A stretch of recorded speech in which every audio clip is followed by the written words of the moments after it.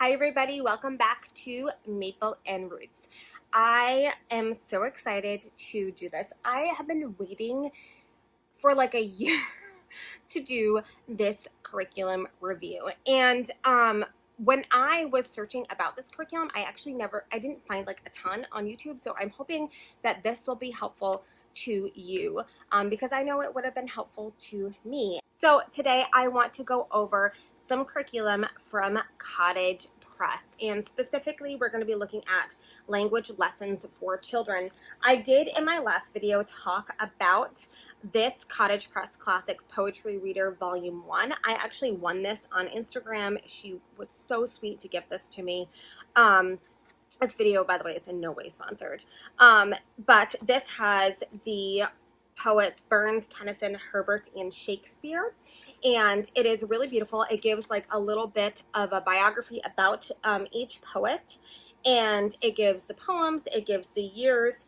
And as I said in my last video, we have been really taking our time going through this because it is all very new and the language is so very different than how we speak today, that we would chew on like a poem for a couple of weeks. So I don't read it every day. We weren't doing it every day. Maybe once or twice that we would go over and read the poem and we would talk about it. We would narrate it back or dictate it back.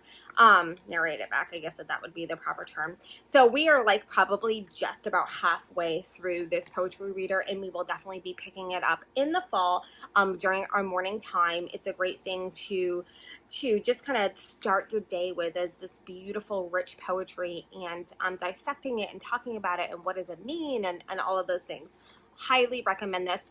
I do think that this is probably really great for older kids. I would say probably starting in 4th or 5th grade, maybe even middle school, because the language is so rich. And yeah, so my Lila, who was in 3rd at the time and was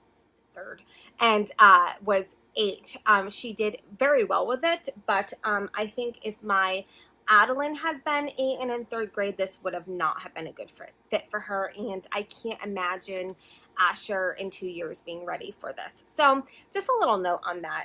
Definitely is one that you can take your time with for sure, but beautiful, absolutely beautiful. Also, the texture of these books, I mean, obviously you can see this is well loved, but the texture is this beautiful soft touch, and it just feels like such a beautiful book. Love it, love it. Quality, super high quality, beautiful. So that is that. The next thing is, so we did, I'm just going to show you fall, like the books for fall, but we did, autumn. We did autumn, winter, and through spring. So we finished the curriculum. We did the whole thing, but this is just what I'm going to show you today. So the first one we'll look at is the primer or primer, depending on who you are. So what you do is you get 3 of these, autumn, winter, and spring. They have 12 lessons, I believe, in each of them. Yep. And it's a 4-day week. So Monday, Tuesday, Wednesday, Thursday, with Fridays off. Obviously, you can switch it up if you need to. And I will show you the setup for this, and I hope you can see it, because I should probably actually put my camera down. So you open it up. This is the first one, and actually the second one is set up very, very similar, very similar. So you've got your weekly lessons here. It gives you a material list right here.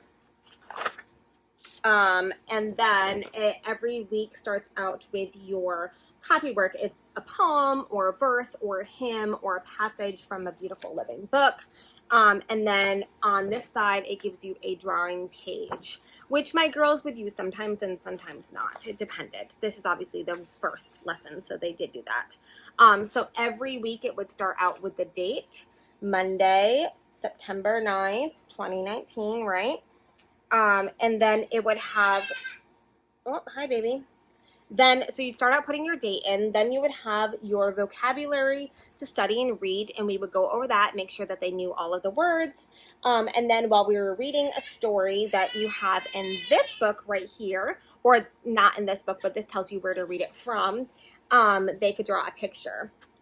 Then depending on the day, you would have your Zion. that baby would like to come inside.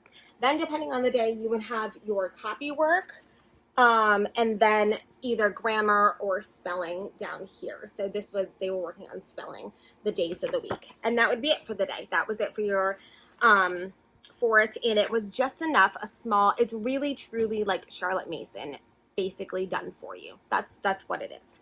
On Tuesdays, there were always nature studies. And what's great is that both level 1 and 2 would align together on the days that they did, which was perfect when you have multiple kids. So you'd have your nature study. This one we were learning northeast, south, and west, right?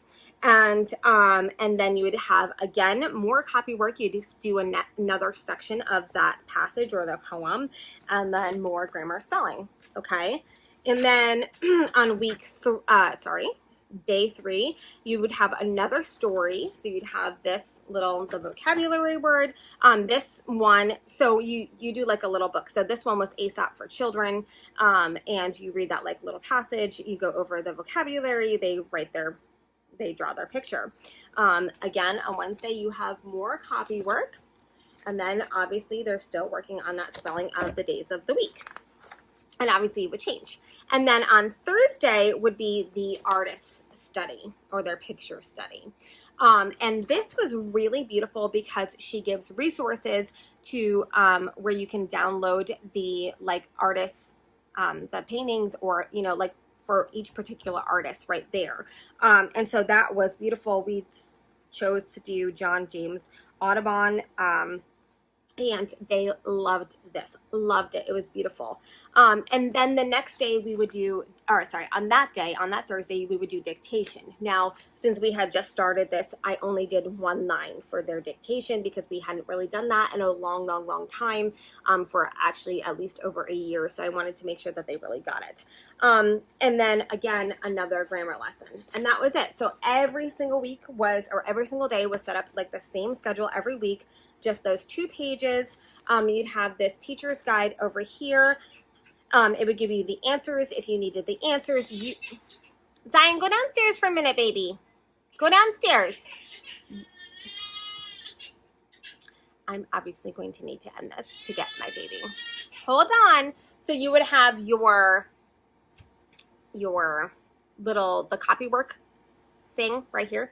You would have the copy work passage right here, and you would be able to see on your teacher's guide what they're doing, and it would help you through if you're teaching any sort of grammar on what to do there, and things to say when you're talking about your nature study. So beautiful, so wonderful. It teaches you how to present an artist study, how to present all of these things, and really such a beautiful curriculum, particularly if you are passionate about doing Charlotte Mason, but you are not yet sure on how to do it, or you want somebody to basically set it up for you. I'm gonna get the baby. Okay. Don't mind me, I have a nursing baby on me. So that is how it is set up. That is how levels 1 and 2 are set up for this. I know once you go on, the next level is, I believe, fables and songs, and that is a little bit more difficult and a little bit more on the classical end of education. So for me personally, classical doesn't really fit with our family, but Charlotte Mason definitely does. And what I'd like to say is that this curriculum came at the perfect time for our family. So the author was incredibly kind. She really worked with me and helped me to place my girls. We were coming out of I'm trying to nurse the baby. This is great. So the first thing I would really like to say after this flip through of the curriculum is that it was really perfect timing for our family. The author was so kind and worked with me on placing my girls on where they needed to be. We were coming out of a very different curriculum. We were coming out of The Good and the Beautiful, and I no longer wanted to do that anymore, and I was really struggling with what would be a good fit for our family, and especially like what we could afford. And this is very cost effective. So that is that. It was perfect timing for our family. Let me just say that. It was perfect that it was all of the Charlotte Mason, which is what I really wanted to get back to. And it was condensed and consolidated and done for me. Essentially, that's what it was. And that was perfect. It was beautiful. Now, at the spring book, Lila had already read it. It's one of the Thornton Burgess books, and Lila had already read that book like twice before, so I definitely had to change up some of the things there. But it was really beautiful, and it was perfect for this year. I love how simple it is. I love how open and go it is. I love that it is small bites, right? That I loved. I thought it was really wonderful. It really reinforced a lot of grammar lessons for them. It wasn't too much, and it's really where they understand the concepts of the grammar that was being taught to them. And that I really appreciate. Just beautiful. Now, what I will say, I'm not going to say it's a negative thing about it. For us, by the end, we were a little bored. And that is partially me, and it's partially like my kids. I, as I've shared several times, tend to get bored a little bit easy with curriculum. And so because it was so repetitive, I felt like it was just like it ended up being just like a chore to get done versus something that we were really excited about learning.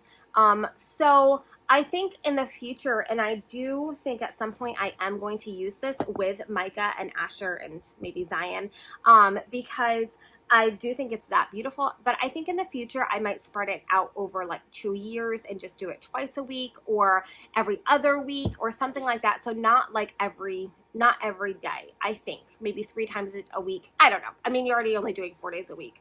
You're feeling upset right now. Would I recommend you using Cottage Press? Yes, absolutely. Definitely the language lessons for children, primary 1 and 2. Absolutely. I highly, highly, highly recommend it.